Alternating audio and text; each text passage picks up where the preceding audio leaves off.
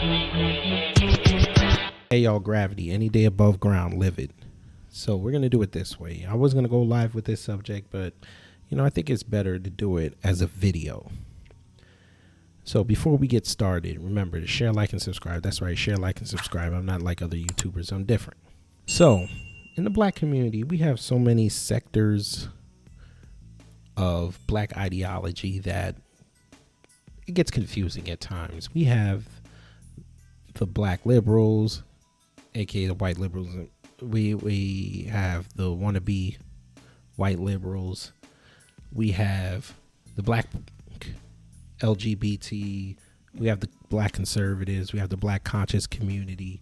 We have the black conservative conservatives, conscious conservatives.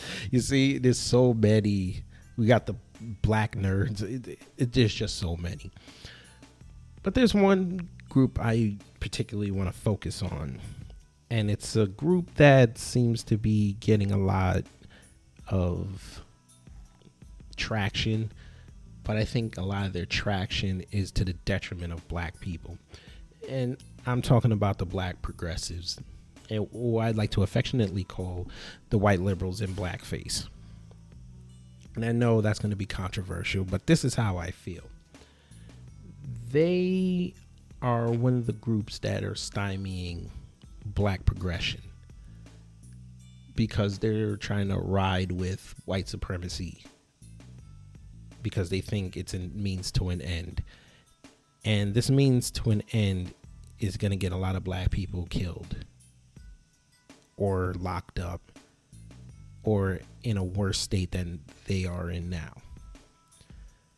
Now, a couple weeks ago, I did a live stream about Black Lives Matter up in New York, talking about there's going to be violence and bloodshed in the street if the new mayor, Eric Adams, brings back the controversial anti-crime unit.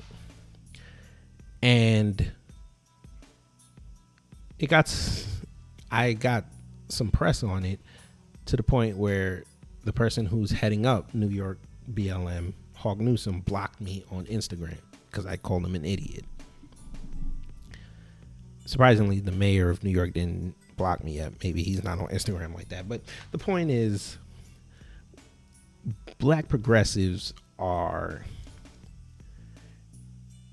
they're like I want to say the left hand of the white progressive movement that we're seeing in Congress right now.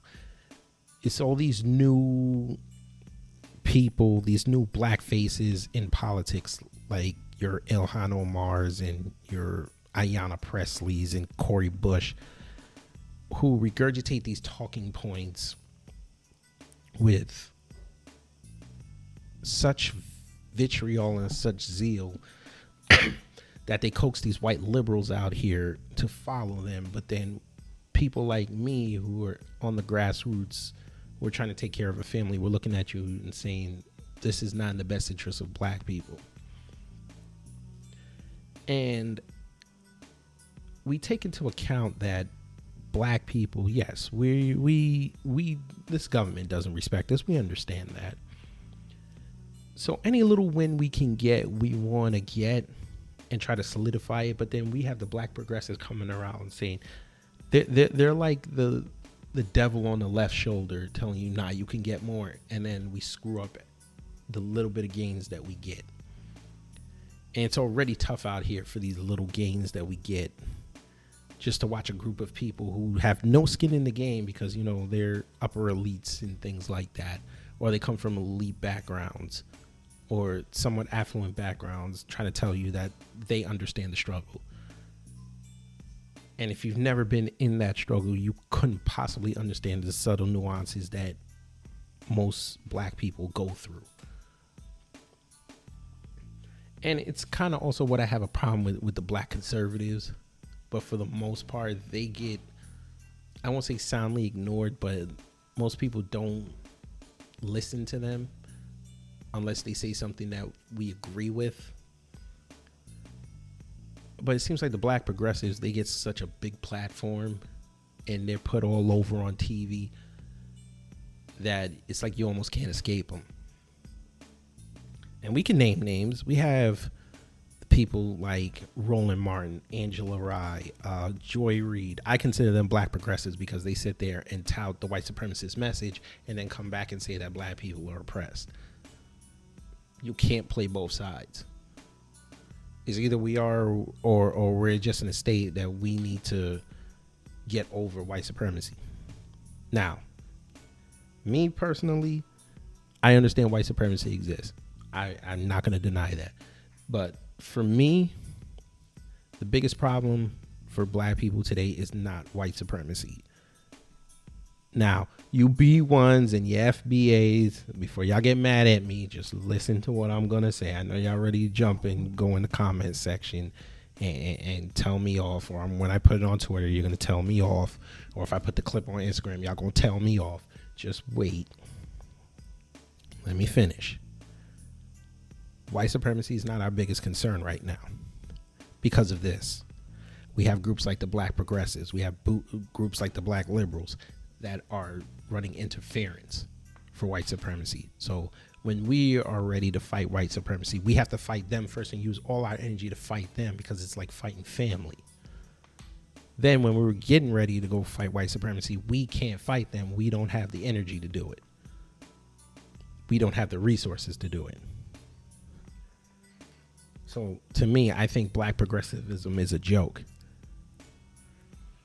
And it's funny that I'm saying this because 4 years ago, I happened to look at an article on the Huffington Post, titled "How a Group of Black Progressives Derailed Black Progress." Byline: the popularized notion that there was no difference between Hillary Clinton and Donald Trump dissuaded valuable black voters from heading to the polls. And basically, the author, Ravi K. Perry, he basically outlined that black progressives telling us that we shouldn't engage in politics or we should stay home with our vote was counterproductive because it didn't matter. Because even if we stayed home, the elections still went on and we still got Donald Trump into office.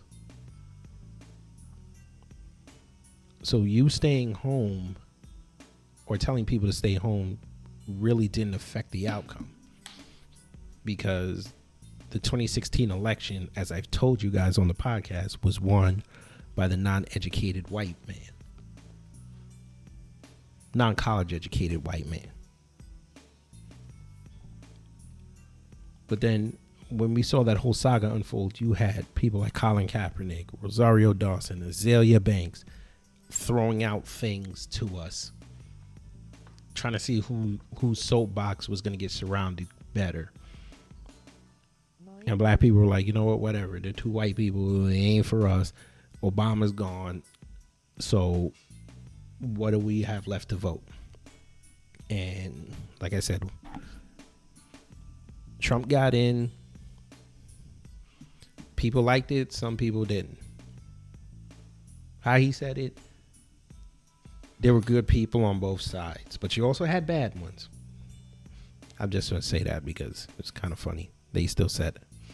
But it's funny that also that came out in 2017. Then I said, let me do a little bit of research. So then I come on to BPAC, the Black Progressive Action Coalition. And I'm looking at their agenda, which is a roadmap for justice and equality.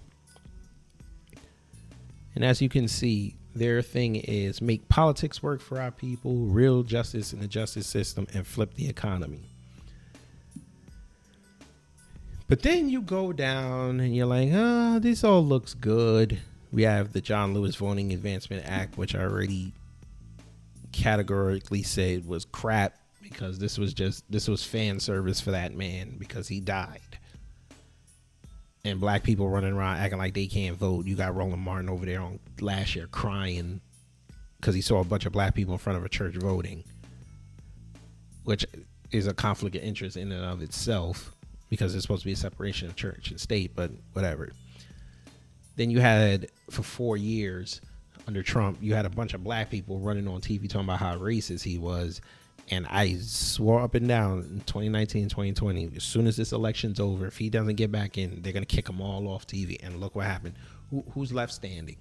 Van Jones, Don Lemon. Man, he's about to get in some trouble because he got caught up with this Jussie Smollett thing, which I'll probably cover maybe later. But let's get back to this. So I'm looking on BPAC's website, and I'm looking down, and under their justice stuff, I'm like, okay, whatever. Here's where the crap comes in, the trick bag, as the Professor Black Truth and Jason Black says, and Tariq. Develop prevention services and programs that address violence against the LGBT community, new Americans, and violence within the household. Anti-blackmail, anti-blackmail, anti-blackmail.